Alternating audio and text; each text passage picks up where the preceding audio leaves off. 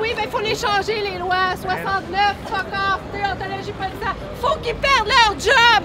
Quand ils frappent quelqu'un, il faut qu'ils perdent leur job. C'est-tu clair? Moi, je la perds, ma job, si je fais quelque chose de pas correct.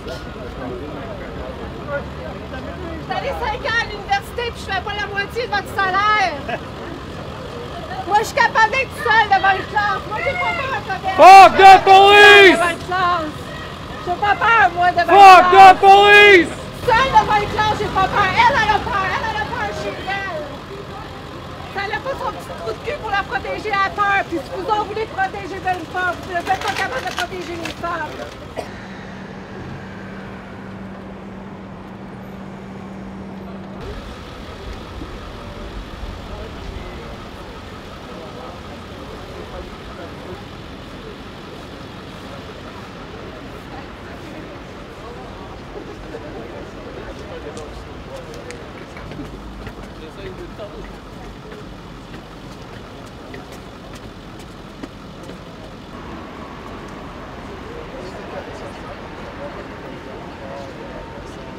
Là, c'est plutôt un attroupement, en fait, ce n'est pas une manifestation.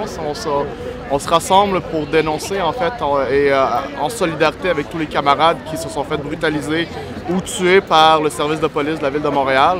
Et depuis plus d'un an, un an et demi, on se bat contre le règlement municipal P6 qui est utilisé à outrance et qui fait qu'au niveau, public, en fait, ce que les médias transportent comme message principal, c'est surtout le message officiel du SPVM, qui est le service de police de la Ville de Montréal.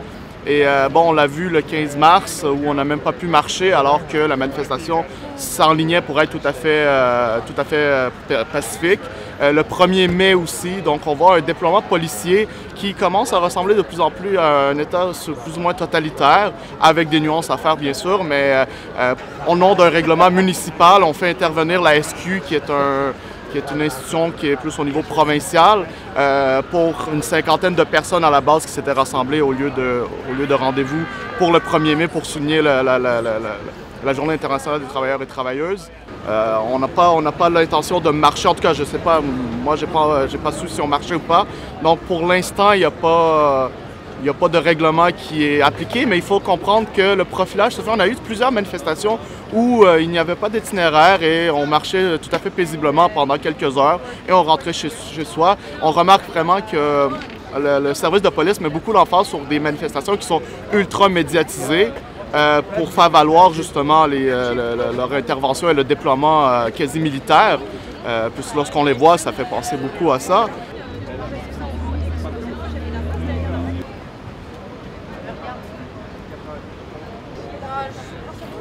La chef arrive, attention!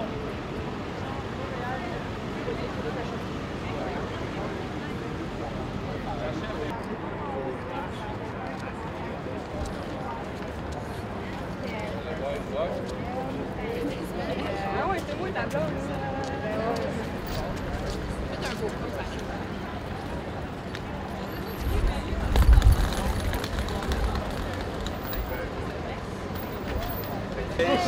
T'es chanceux parce que ton casque fait que la caméra est plus haute.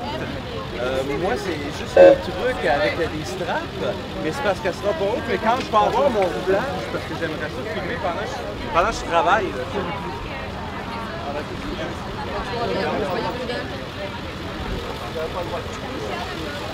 Prochaine fois, moi aussi.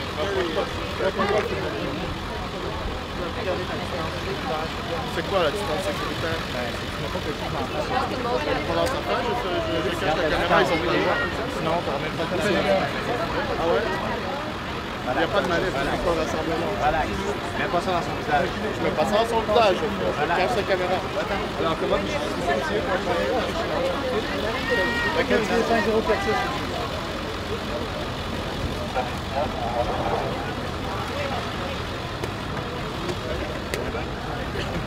Faites une ligne. Ça va, messieurs?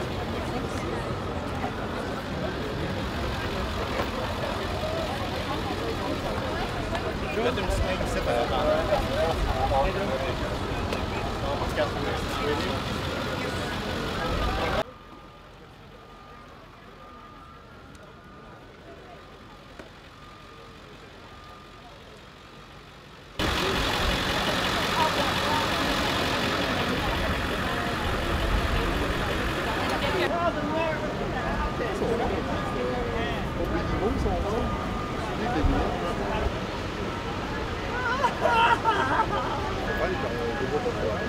Déjà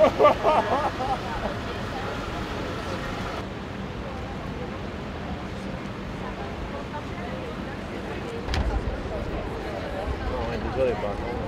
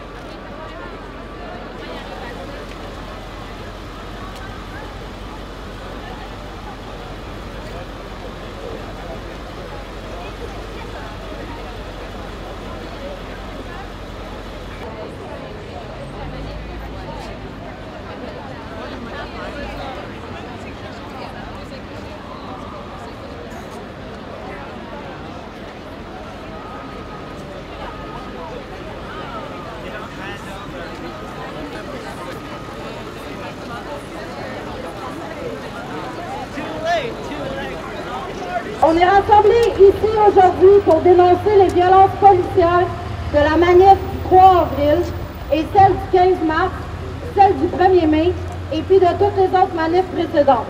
On est également rassemblés pour montrer notre solidarité avec toutes les victimes de la machine répressive des G.I. Joe du SPVM. Ces victimes qui ne doivent surtout pas tomber dans l'oubli. Le COBP et l'AC ont collaboré ensemble pour organiser cet événement. Robert, 71 ans, a été brutalement jeté en bas de son vélo par un anti-émeute. Il s'est rendu à l'hôpital et les médecins ont constaté qu'il avait une commotion cérébrale. Il a dû avoir des points de suture à la jambe et à la tête, car quand il est tombé, la pédale de son vélo lui a ouvert la jambe. Robert est sorti de l'hôpital le 22 avril, 3 semaines plus tard. On se souviendra du post Twitter du SPVM après la manifestation qui énonçait que la blessure de Robert avait été causée par un projectile lancé par un manifestant. Or, les vidéos et les témoignages qui sont sortis après la manif prouvent complètement le contraire. Pris en flagrant mensonge dans cette tentative de désinformation, le SPVM a dit qu'il allait enquêter sur l'incident, mais voilà que depuis, c'est le silence qu'on entend de la part du SPVM par son porte-parole Lafrenière. Le seul truc qu'ils ont dit est que Robert se trouvait au mauvais endroit au mauvais moment. Malheureusement, nous constatons que de plus en plus, la brutalité policière envahit nos manifestations.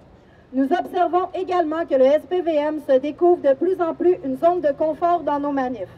Exemple, en se promenant comme bon leur semble à nos points de rassemblement avec leurs caméras GoPro ou encore en allant intimider des gens ciblés dans le cœur de la manif. Le SPVM exerce de plus en plus de profilage politique en matière de manifestation. Ils décident eux-mêmes quelles manifs vont être tolérées ou non. Ils se basent sur la connotation politique de la manif pour décider si elle va avoir lieu ou pas.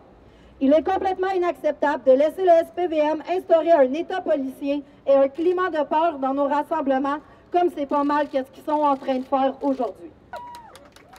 Mais en fait, la réalité est que le SPVM a peur. Ils ont peur car ils ont très bien vu qu'à la grève générale de 2012, quand un soulèvement populaire survient, eh bien, ils peuvent vite perdre le contrôle de la situation. Une autre belle démonstration de force répressive a été la manif du 15 mars et celle du 1er mai de cette année. Celle du 15 mars n'a jamais commencé et celle du 1er mai, c'était souricière après souricière. Le SPVM se garrochait d'un bout à l'autre de la ville pour procéder à des arrestations, certaines plus brutales que d'autres. Les arrestations de masse, les arrestations ciblées, préventives, arbitraires et j'en passe, qui sont uniquement basées sur le profilage, n'ont pas lieu d'être dans nos manifs. Ne nous le cachons pas, Marc Parent est probablement le pire chef ever du SSPVM. D'ailleurs, Marc Parent va annoncer le bilan 2013 du SPVM le 13 mai à 19h à la cour municipale, à l'hôtel de ville. Si jamais il y en a que ça l'intéresse d'aller entendre toute leur ramassis de conneries ou si vous voulez aller poser des questions qui vont être complètement détournés, puis vous n'allez jamais avoir de réponse.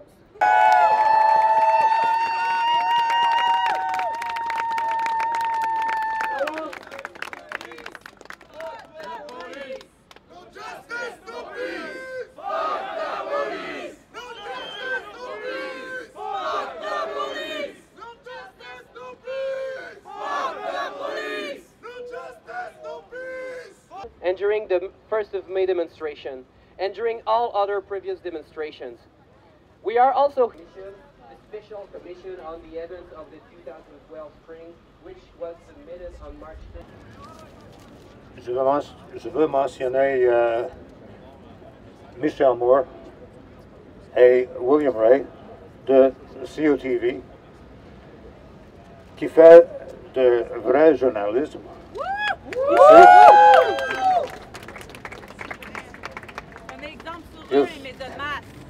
Ils sont devenir mes amis.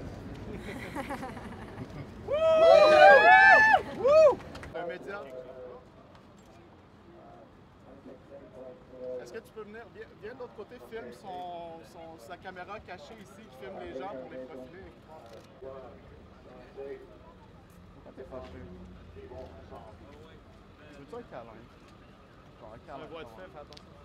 Je suis en train de coller un collant, ça va être. Ça va, M. Chabot? Est-ce que vous avez bien mangé? J'ai une pomme pour vous. Là, je vais pas lui lancer la pomme. Je vais garder une distance et je vais lui offrir. L'art d'aimer.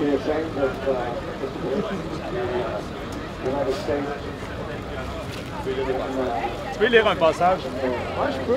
Attends, j'en ai un bon sur les gens sadomaso, c'est vraiment écœurant. Attention, ils s'en viennent, là. Le chef, il fait des signes de gang. C'est bon, on va faire de l'éducation populaire, guys. Au moins, ça va être efficace. Ça va peut-être servir à quelque chose.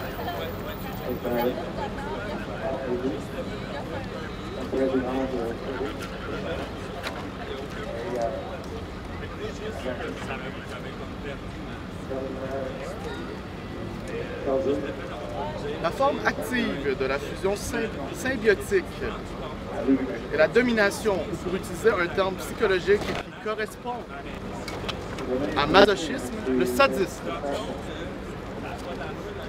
Vous suivez jusqu'à maintenant? Le sadique veut échapper à la solitude. On voit plein de sadiques qui veulent se rassembler.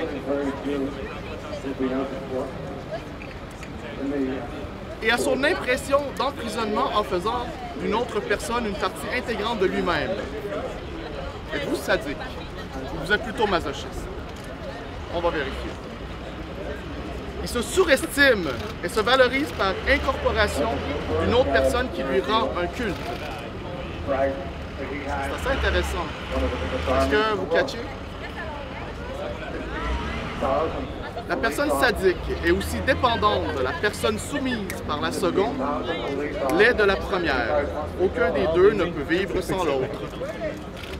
Ça, lui tout seul, isolé, il ne peut pas vivre sans tous les autres parce qu'il n'est pas une menace, malgré tout ce qu'il porte. Et déjà, même lorsqu'ils sont en trouble, un cellulaire devient une menace parce qu'on les filme. La seule différence, c'est que le sadique commande, exploite, blesse, humilie, tandis que le masochiste est commandé, exploité, blessé, humilié. Donc toi, tu es un masochiste parce que c'est ton boss. Pardon. Toi, tu es le masochiste parce que c'est ton boss qui donne une leçon et toi, tu obéis aux ordres. Le sadique, c'est ton boss.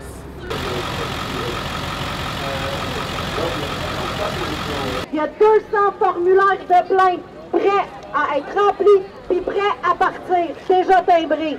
Puis si jamais vous avez personne, aucun matricule, aucune identité de flic, apportez plainte. Dedans les enveloppes, il y a l'histoire à Robert. Vous avez juste à retranscrire textuellement le petit texte par rapport à Robert. Et s'il vous plaît, ramenez-moi les enveloppes après, puis on va aller porter ça dans une belle boîte aux lettres. C'est une action qui est super symbolique. Ça serait super cool que le monde embarque. Prenez le temps pour remplir les demandes. Assisez-vous par terre. On va prendre le temps pour les remplir. parce que c'est important. La petite déontologie policière, ben on va engorger le système. Il y a comme une petite table, genre, right there.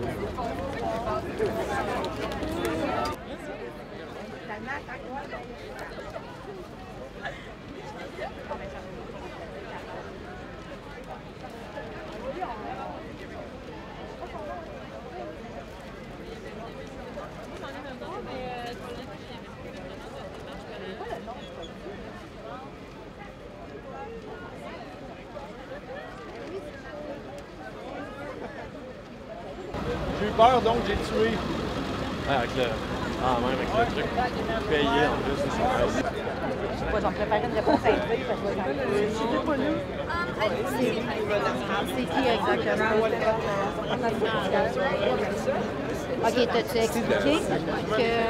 Bon, ben c'est parfait, t'as-tu signé... Bon, ben c'est parfait. Le dernier cas de brutalité policière qui est arrivé à Montréal, ça m'est arrivé à moi. Il y a une demi-heure, j'étais en haut. On m'a demandé de descendre. J'étais un petit peu perdue parce qu'il y avait... C'est quoi votre matricule? L'agent Moore.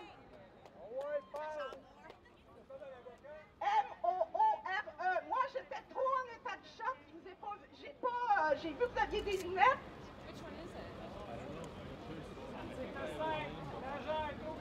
Mais il y a des témoins qui m'ont dit que c'était Moore.